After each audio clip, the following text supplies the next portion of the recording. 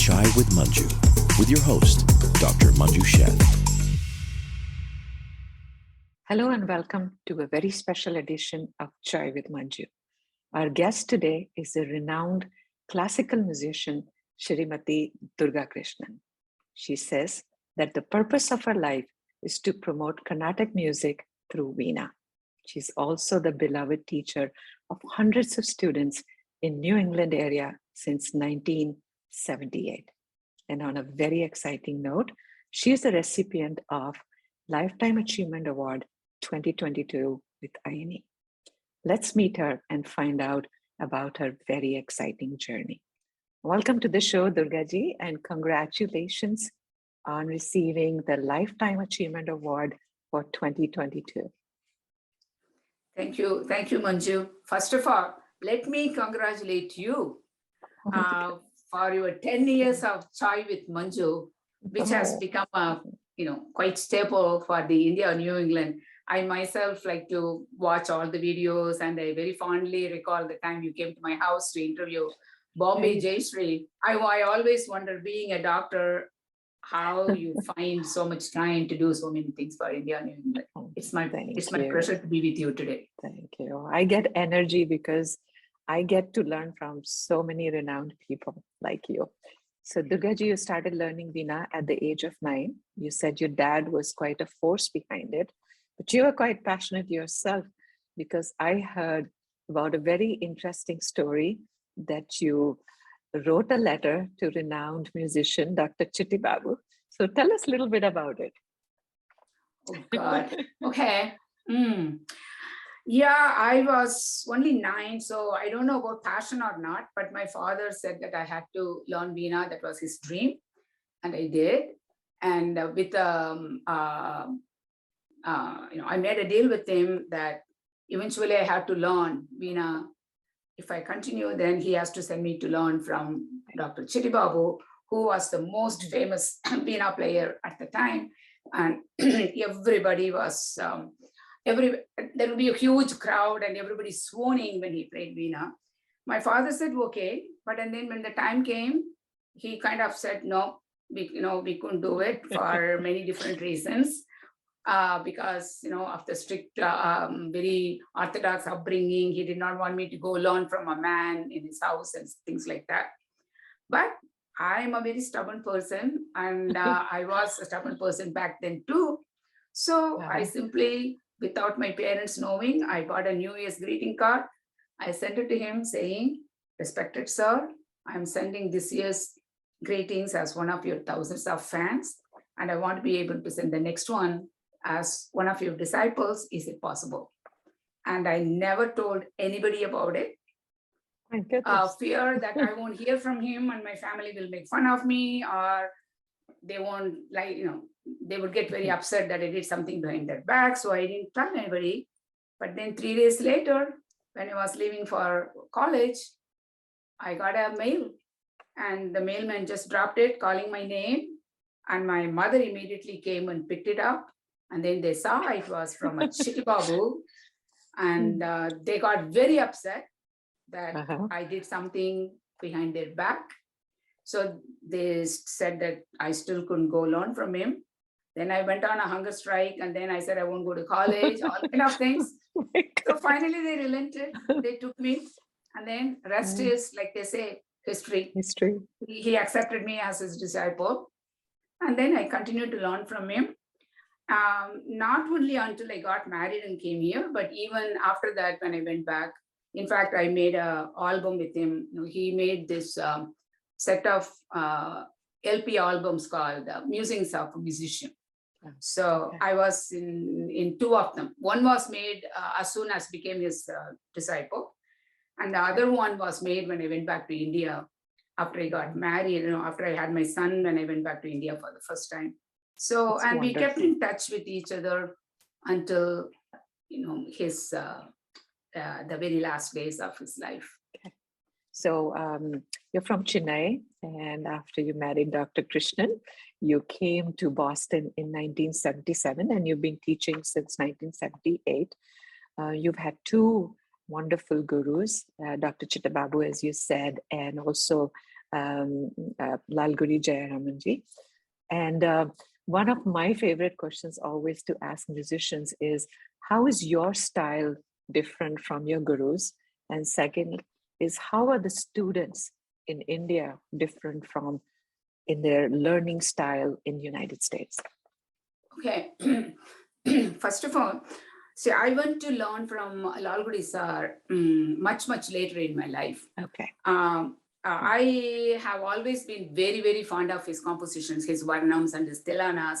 And so I self-taught many of them and played. But then one of my life's ambitions was to go learn his compositions directly from him, because there is nothing to beat learning a piece from the composer himself.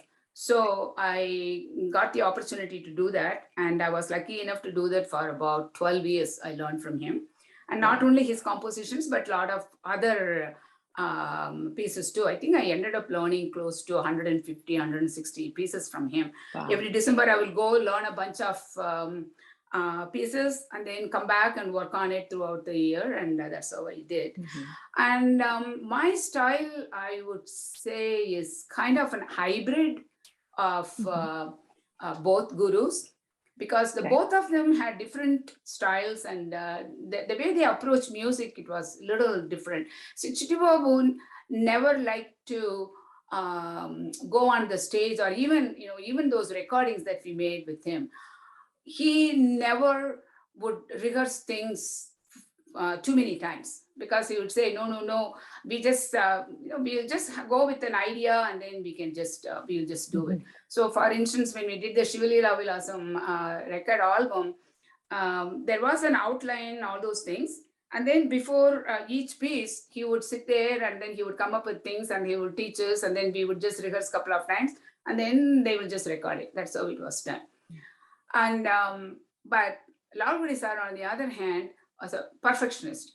So for him, every T needs to be crossed and every I needs to be dotted. So it's a very different kind of discipline. And Lalgudi sir's style is also called the Gayaki style. That is making the instrument to sing like a vocal. Okay. So that helped me a lot. So now what I do is, mine is kind of a hybrid in the sense I use the Gayaki style. So make the Veena to sing, but at the same time, use a lot of the other fingering techniques and picking techniques and playing and double strings and a lot of the nice, jazzy, very attractive things my guru Chitti Babu used to do. So that is how I do it. And to a second question, it is very, I feel it's unfair to compare students from India and students from here for this reason. In India, you have the exposure to music all the time. Right. You turn the radio on, there is music, you turn the TV, nowadays you turn the TV on and there is Carnatic Idol and this and that. And so the children have more exposure to music. And also, when, like, for instance, when I was younger, I used to have classes like 3 or 4 times a week. But here, the children, first of all, they are brought up in a different country and they have to do some of these Indian things at home to be Indian. But then when they go to school, they have to be, be able to blend with the American society. So I feel like the children have more pressure here than the children brought up in India. Plus here, they only can come to class once a week. And then during winter, if there is a snowstorm during the weekend, there goes the class. So it's very difficult. So I tell my students' parents actually, play more music, because learning is not just sitting in front of a teacher or whatever. Learning is something you also pick up a lot of things. We call it in Tamil, we say kelvinyanam. That is, you develop an ear for the music. The swarajnanam, that is when you hear the sound, you should be able to identify what note it is and such things. So I tell the parents, at least when you are driving them to class, play some Carnatic music so they can listen to it here. Yeah, and when they come, please don't bring your like the Nintendo, all those handheld devices. They are prohibited from my house. The students cannot bring them inside. When you come to my house, think about music and learn. So Yeah, that makes sense. That makes that sense. is how I see it. So the children here have more pressure.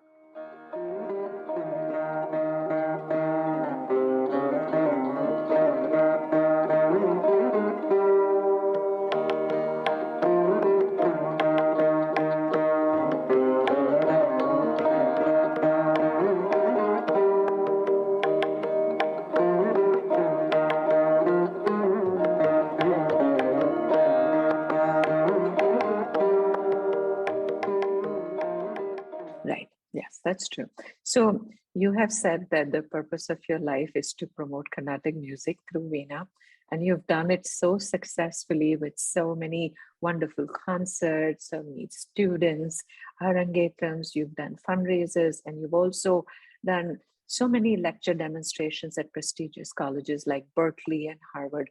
What are some of the challenges that you have faced in your purpose? First, because I came in here in 1977, this is before the internet was so frequent, before the computers were abundant, the reaching out to other communities, other people, it was a whole lot harder back then than it is now. Right. Now the YouTube, anybody and everybody can just click on their favorite artist or their favorite genre, and the thousands of pieces appear and they can do it. So that is number one. So even when I went and started talking to people and all that, it's pretty much you have to start from the scratch. Like, what is our scale and how it compares to the Western music. Because the awareness of all this Carnatic or Hindustani music, that type of awareness was not here as much, except for in some cosmopolitan cities, I think, because Pandit Ravi Shankar came and started living here for many years, and he started propagating Hindustani music. But the Carnatic music, artists came from India, they will perform and go back. Not many artists at the caliber of like Pandit Ravi Shankar stayed here, put roots to propagate the Carnatic music. So that was a very, very hard thing to do. But luckily for me, I just ran into people who had this curiosity. And for instance, I met Dr. Suresh Mathur at some function, and he was a professor at Lowell. UMass Lowell, and he started this Hindustani Carnatic music circle many years ago. And he asked me to perform, and then through him I met some other American musicians, and then they would then in turn would ask me to come and do something. So it just happened that way. You've been very successful at that, I have to tell you. So you're involved with so many organizations, LearnQuest, Mitas, Hindustani Carnatic Circle, as you said, Chinmaya Mission. You've done fundraisers for Lakshmi temples. So what motivates you to give back, and how do you make it happen?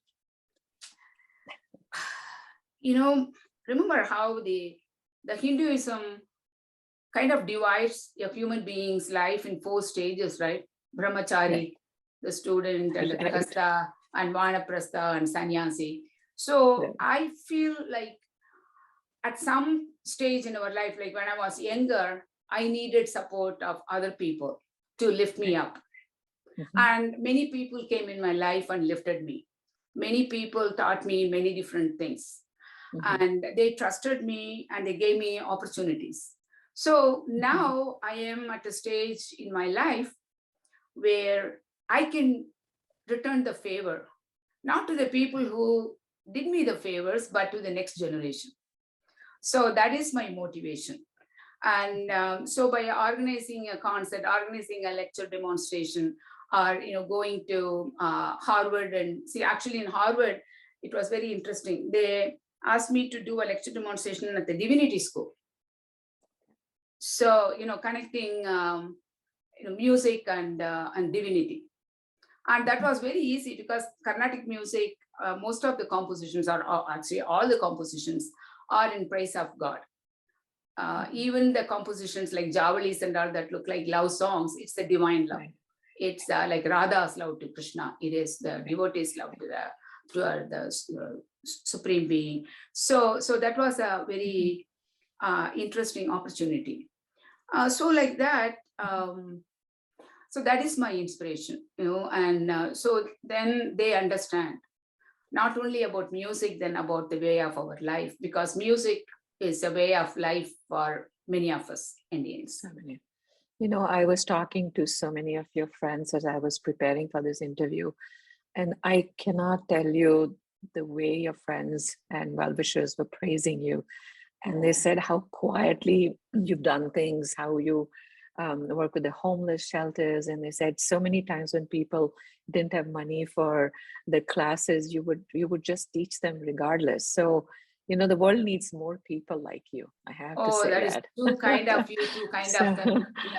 I wish they did not tell you all these things, because I mean, when they said you don't like it being told. No. They said when you give, you should be done silently.